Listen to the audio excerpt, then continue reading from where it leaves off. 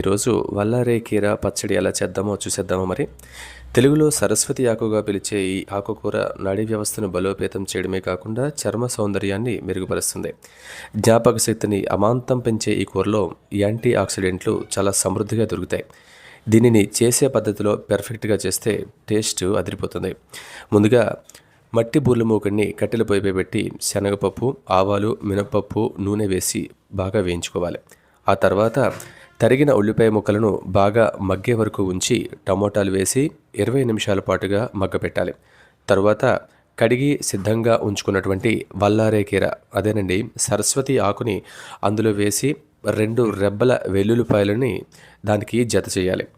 అరగంట తర్వాత పాత్ర నుంచి ఆ పదార్థాన్ని వేడి చేసి చల్లారపరిచి మిక్సీలో గ్రైండ్ చేసుకోవాలి. ఇంకేముంది, టేస్టీగా ఉండే వల్లారే కీర పచ్చడి రెడీ. అరిగించేద్దాం మరి.